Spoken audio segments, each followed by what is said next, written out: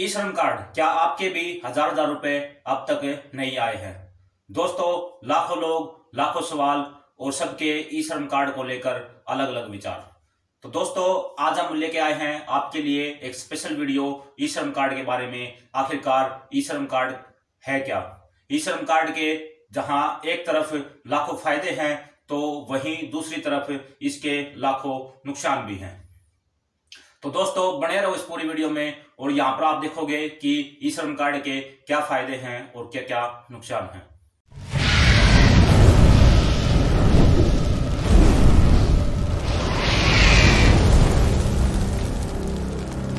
तो दोस्तों, मैं रविंद्र जांगड़ा आपका स्वागत करता हूं आपके अपने YouTube चैनल CSC हेल्पलाइन में। तो दोस्तों, आज बात करते हैं ई श्रम कार्ड के बारे में। तो दोस्तों, कुछ मेरे भाई ये सोच रहे हैं कि ई श्रम कार्ड, ये आपका ई श्रम कार्ड है और ये आपका एक मजदूर कार्ड है। ये सोच रहे हैं कि ई श्रम कार्ड और मजदूर कार्ड दोनों एक चीज हैं। तो आपको बता दें कि ई श्रम कार्ड एक अलग चीज है और आपका मजदूर कार्ड है वो अलग चीज है। ई श्रम कार्ड को एक बार साइड कर देते हैं। ये आपका मजदूर कार्ड है। अगर आपका भी मजदूर कार्ड बना हुआ है तो हमने उसके ऊपर एक स्पेशल वीडियो बना रखी है जिसमें आपको इसमें होने वाले 25 से 30 लाख रुपए के जो बेनिफिट्स हैं वे बारीकी से समझाए हुए हैं। तो आप जाकर उस वीडियो को जरूर देख लें। उसका लिंक हम आपको डिस्क्रिप्शन में प्रोवाइड करवा देंगे। तो अब हम मजदूर कार्ड को एक साइड करते हैं और ई श्रम कार्ड को वापस लेके आते हैं। तो दोस्तों, ये है आपका ई श्रम कार्ड। वास्तव में ई श्रम कार्ड है क्या? तो दोस्तों, ई श्रम कार्ड भारत सरकार द्वारा असंगठित जो मजदूर है उनका एक डाटाबेस तैयार किया गया है। जो भारत में 38 करोड़ असंगठित मजदूर हैं उनका एक डाटाबेस तैयार हो रहा है। जैसा कि गौरतलब होगा आपको कि कुछ सालों पहले, यानी कि 1-1.5 साल पहले, आपका जो लॉकडाउन चला था, मजदूर वर्ग थे वो घर पे बैठ गए थे। उनके पास कोई भी काम नहीं था, लेकिन सरकार ने उनको सुविधाएं प्रदान की थी। उनको 5-5 हजार रुपए हर मजदूर के खाते में डाले थे। इसके साथ साथ उनका जो अनाज था, चावल था, वे सरकारी कोटे से बिल्कुल फ्री दे दिया गया था। लेकिन आपके खाते में, आप भी तो एक मजदूर वर्ग से संबंधित हो, आपके खाते में ये 5,000 रुपए क्यों नहीं आए? क्योंकि दोस्तों, आपका सरकार के पास कोई डाटा उपलब्ध नहीं था और जिन्होंने ये मजदूर कार्ड बना रखा था उसका पूरा डाटा सरकार के पास, उसका क्या नाम है, किस जगह से वो बिलोंग करता है, उसका आधार नंबर क्या है, उसका बैंक अकाउंट नंबर क्या है, ये पूरा डाटा सरकार के पास था। लेकिन जो असंगठित मजदूर हैं, जैसे कि आप रेडी वाले हैं या कबाड़िया काम करते हैं या घर पे अपना सिलाई का, बुनकर का काम करते हैं, इस तरह के जो मजदूर होते हैं वो असंगठित श्रेणी में आते हैं। इनका सरकार के पास कोई डाटा नहीं था तो इनको वे सुविधा प्रोवाइड नहीं करवा पाए। इसीलिए सरकार ने एक नई योजना निकाली, ई श्रम कार्ड उसको नाम दिया। और असंगठित मजदूर के जितने भी जो ये मेरे मजदूर भाई थे उनका एक डाटा कलेक्शन किया तो ये 38 करोड़ के लगभग डाटा तैयार हुआ। और 38 करोड़ टारगेट रखा हुआ है कि ई श्रम कार्ड 38 करोड़ जो असंगठित मजदूर हैं उनका सभी का बनाया जाएगा, ताकि भविष्य में कुछ भी आपदा आए तो हम उनकी सहायता कर सके। तो सबसे पहले बात कर लेते हैं कि असंगठित मजदूर में कौन कौन मेरे मजदूर भाई आते हैं और कौन कौन इस कार्ड को बनवा सकते हैं। इसमें आपके लघु किसान, खेतीहर मजदूर, निर्माण श्रमिक, प्रवासी मजदूर, घरेलू कामगार, रेहड़ीवाला, छोटा कारीगर, मनरेगा वर्कर, दूध फल सब्जी विक्रेता, रिक्शा चालक, ऑटो चालक, bus car truck van driver, plumber, electrician और बढ़ई जो खातिया काम करता है और जो कुम्हार का काम करता है, वे सभी अपना कार्ड बनवा सकते हैं।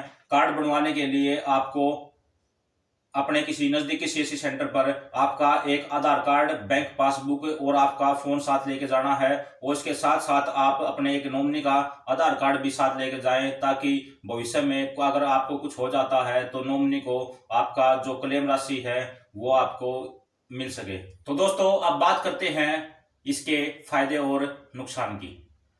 तो दोस्तों, इसके फायदे तो बहुत सारे हैं, लेकिन सबसे पहले मैं चर्चा करना चाहूंगा इसके नुकसान के बारे में। अगर आपने भी गलती से ई श्रम कार्ड बनवा लिया है और आप ये नुकसान जब देखोगे इसमें क्या क्या नुकसान है, कौन कौन इस कार्ड को नहीं बनवा सकते। अगर आपने गलती से बनवा लिया है तो ई श्रम कार्ड में अब ऑप्शन आ गया है डिलीट करवाने का, तो आज ही अपने नजदीकी किसी भी सीएससी सेंटर पर जाकर अपना ई श्रम कार्ड डिलीट करवा ले। तो बात करते हैं सबसे पहले नुकसान की। दोस्तों, अगर आप एक हरियाणा के निवासी हैं और आपको पता होगा कि हरियाणा में कुछ दिन पहले फैमिली आईडी बनी थी, उस फैमिली आईडी में दोस्तों आपका पूरा डाटा चढ़ा हुआ था कि आपके पास कितनी जमीन है, आपकी इनकम सोर्स कितनी है, आप प्राइवेट सेक्टर से या फिर असंगठित मजदूर हैं तो मतलब आप दिहाड़ी मजदूरी करके सालाना आपकी जो इनकम है वो कितनी हो जाती है। तो दोस्तों आपको बता दें, अगर आपके घर में भी किसी लेडीज ने ई श्रम कार्ड बनवा लिया है तो उसका नेशनल लेवल पे डाटाबेस चला गया है कि वो एक कामगार है, वो एक असंगठित मजदूर है। तो दोस्तों जब आपने फैमिली आईडी बनवाई थी तो उसमें आपने उसकी इनकम दिखाई होगी 0। क्योंकि आपकी वाइफ तो एक हाउसवाइफ है। लेकिन दोस्तों आपकी वाइफ ने ई श्रम कार्ड बनवा लिया और उसका नेशनल डाटाबेस में नाम चढ़ गया। अब वहां पे उसकी कुछ ना कुछ इनकम तो जरूर होगी, क्योंकि वो एक असंगठित मजदूर है और वो एक मजदूरी का काम करती है, तो उसकी सालाना इनकम कुछ ना कुछ तो जरूर होगी, जो आपके भविष्य में आने वाली हरियाणा गवर्नमेंट की कोई भी स्कीम है उस स्कीमों का लाभ लेने में वो कहीं ना कहीं आपको दिक्कत करेगी। क्योंकि दोस्तों हरियाणा जो भी स्कीम लेके आता है वो स्कीम आपकी आर्थिक स्थिति पर आधारित होती है। जैसे कि आपका अगर पीला कार्ड नहीं बना है और आप पीला कार्ड बनवाना चाहते हो तो आपकी जो सालाना इनकम है वो 1,20,000 रुपए से कम होनी चाहिए।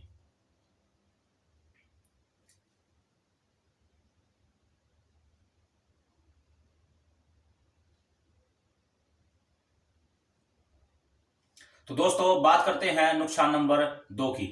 अगर आपके बैंक अकाउंट में ट्रांजैक्शन ज्यादा हैं, आप भले ही कुछ ना करते हो, आप बेरोजगार घर पे बैठे हो, लेकिन आपके घर में अगर कोई बिजनेसमैन है, आपके चाचा ताऊ, वो आपके खाते से ट्रांजैक्शन करवा लेते हैं इनकम टैक्स से बचने के लिए, तो आपके खाते की ट्रांजैक्शन ज्यादा हो जाती है और आप अगर ई श्रम कार्ड बनवाते हो तो आपका डाटाबेस, आप नेशनल जो डाटाबेस है उसमें सेव हो गया और जब आपकी वेरिफिकेशन होगी तब उनको पता चलेगा कि जब बैंक की आपकी स्टेटमेंट निकाली जाएगी तो वहां आपको दिखाई देगा कि इसकी इनकम सोर्स ज्यादा है और ये असंगठित मजदूर नहीं है, तो आपके ऊपर इनकम टैक्स डिपार्टमेंट नजर रख सकता है। अब बात करते हैं नुकसान नंबर 3 की।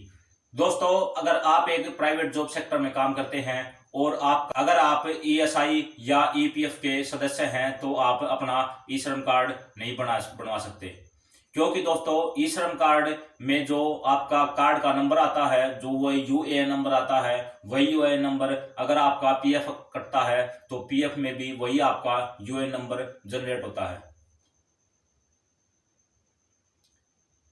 अगर आपको ये चीज नहीं पता थी तो आपको अब पता लग गई होगी। अगर आपने गलती से अपना ई श्रम कार्ड बनवा लिया है तो आज ही अपना ई श्रम कार्ड डिलीट करवा ले। सबसे बड़ा सवाल, क्या स्टूडेंट अपना ई श्रम कार्ड बनवा सकते हैं? तो जी हाँ दोस्तों, स्टूडेंट बिल्कुल अपना ई श्रम कार्ड बनवा सकते हैं अगर वो 18 साल से ऊपर हैं और उसकी आर्थिक स्थिति थोड़ी कमजोर है, वो वास्तव में ही हफ्ते में या महीने में 5-10 दिन 15 दिन काम करता है तो वो अपना ई श्रम कार्ड बनवा सकता है। लेकिन अगर आप एक समर्थ परिवार से हैं, आपके घर में कोई सर्विस में है, तो अपना ई श्रम कार्ड बिल्कुल ना बनवाएं, अपने कोई अच्छी सी तैयारी करें और कोई गवर्नमेंट जॉब पकड़ें। जैसा कि आपको स्क्रीन पर दिखाई दे रहा है, यूपी सरकार ने कुछ दिन पहले घोषणा की थी कि ई श्रम कार्ड जो धारक हैं उनके खाते में हर महीने 500-500 रुपए जमा कराए जाएंगे। हो सकता है दोस्तों हमारी सरकार भी ऐसी कोई घोषणा कर दे कि ई श्रम कार्ड धारकों के खाते में हर महीने 500 रुपए या हर महीने 1000 रुपए सरकार जमा करवाएगी। और दोस्तों आपको बता दें कि इसका जो सबसे बड़ा बेनिफिट है वो सबसे बड़ा बेनिफिट ये है, अगर आप यूपी के निवासी हैं, आप बिहार के निवासी हैं, आप एमपी के निवासी हैं और अब अगर आप किसी दूसरे स्टेट में काम करने आते हैं, जैसे कि आप हरियाणा में काम करने आते हैं, आप पंजाब में काम करने आते हैं, या आप चंडीगढ़ में काम करने जाते हैं, या आप दिल्ली में काम करने जाते हैं, आप कहाँ भी काम करने जाओ आपको एक शक के दायरे से देखा जाता है कि ये आदमी कहाँ से आया है, इसकी आइडेंटिटी क्या है, ये काम करेगा नहीं करेगा, ये कहीं कोई चोर तो नहीं है। तो दोस्तों आपको कुछ प्रूफ करने की जरूरत नहीं है, अपना सिर्फ ई श्रम कार्ड दिखा दे। ई श्रम कार्ड आपको बताएगा कि ये बंदा कितने साल से इस फील्ड में काम कर रहा है। आप एग्रीकल्चर फील्ड में काम कर रहे हो या फिर आप चिनाई के फील्ड में काम कर रहे हो, आप किसी भी फील्ड में काम कर रहे हो, आप अपना अगर आपने ई श्रम कार्ड बनवाया है तो आप अपना ई श्रम कार्ड दिखा सकते हो। अब बात करते हैं ई श्रम कार्ड के तीसरे फायदे के बारे में। अगर दोस्तों आपसे कोई काम करा लेता है और उस काम के पैसे नहीं देता तो आप उस पर केस करने की सोचते हो कि शायद मेरे पैसे वापिस आ जाएं। तो दोस्तों आपके पास केस करने के लिए भी एक प्रूफ होना चाहिए कि आप असंगठित क्षेत्र के मजदूर हो, आप निर्माण क्षेत्र के मजदूर हो, आप एग्रीकल्चर क्षेत्र के मजदूर हो, तो आपका ई श्रम कार्ड वहां पर बहुत ही काम आएगा। आप उसको एक प्रूफ के तौर पर दे सकते हो कि मेरा ये श्रम कार्ड बना हुआ है, मैं इसके घर पे आया था, इस पे घर पे मैंने काम किया था। अब बात करते हैं हमारे अगले बेनिफिट की। तो दोस्तों जैसा कि आपको पता होगा, अगर आपने भी ई श्रम कार्ड बनवाया है तो आपसे आपका अकाउंट नंबर मांगा गया था। भविष्य में अगर कोई भी आपदा हमारे देश में या हमारे राज्य में आती है, जैसे कि अभी पीछे कोरोना काल आया था, उस टाइम पर सरकार के पास जिन भी मजदूरों का डाटा था उनके पास सहायता राशि 5-5 हजार रुपए पहुंचा दी गई थी। उसके साथ साथ राशन फ्री कर दिया गया था उनका। और अगर आपका डाटा उस टाइम होता तो आपके पास भी ये सुविधा पहुंच पाती, लेकिन अब आपका पूरा डाटा, अगर आप एक मजदूर वर्ग से संबंध रखते हो, आपने ई श्रम कार्ड बनवाया है तो आपका पूरा डाटा गवर्नमेंट के पास पहुंच गया है। जो ही वो वेरीफाई हो जाएगा आप इसमें सिलेक्ट कर दिए जाओगे और आगे ऐसी कोई भी आपदा आती है तो आपके पास कुछ ना कुछ सहायता राशि सरकार पहुंचा सकेगी। दोस्तों इसका अगला फायदा ये है कि आपका बैंक अकाउंट गवर्नमेंट के पास पहुंच गया है। आगे भविष्य में कोई भी गवर्नमेंट ई श्रम कार्ड के ऊपर किसी भी प्रकार की कोई स्कीम लेके आती है तो आपको कहीं किसी दफ्तर के या किसी कंप्यूटर सेंटर के कहीं पे भी आपको चक्कर लगाने की जरूरत नहीं है। आपका अकाउंट नंबर सरकार के पास है, वो डायरेक्ट आपको बेनिफिट उसमें ट्रांसफर कर देगी, जो डीबीटी के माध्यम से आपके अकाउंट में आ जाएगा। तो दोस्तों बात करते हैं सबसे लास्ट और सबसे अहम फायदे की। जैसे ही आपका ई श्रम कार्ड बना, आपका ई श्रम कार्ड बनते ही जैसे ही वो वेरीफाई हो जाएगा, वेरीफाई होते ही आपका 2 लाख रुपए का प्रधानमंत्री सड़क सुरक्षा बीमा हो जाएगा। इसमें अगर आपका किसी भी प्रकार से कोई एक्सीडेंट हो जाता है तो इसमें आपका एक नॉमिनी ऐड हुआ होगा, उस नॉमिनी को 2 लाख रुपए आपके बीमा राशि दे दी जाएगी। अगर आप इस दुर्घटना में इंजर्ड हो जाते हैं, आपका कोई हाथ पैर या आप मतलब विकलांगता की परिस्थिति में आ जाते हैं तो आपको इसमें 1 लाख रुपए की सहायता राशि प्रदान की जाएगी। तो दोस्तों उम्मीद करता हूं आपको हमारी आज की वीडियो पसंद आई होगी। अगर वीडियो पसंद आई तो वीडियो को लाइक जरूर कर दें और इस चैनल को सब्सक्राइब जरूर कर लें, ताकि भविष्य में कोई भी नई अपडेट, नई स्कीम या गवर्नमेंट की कोई नई जॉब आए उसकी जानकारी आप तक टाइम टू टाइम पहुंचते रहे। तो आज के लिए बस इतना ही। मिलते हैं हमारे अगले किसी वीडियो में नए टॉपिक के साथ। तब तक के लिए जय हिंद, जय भारत।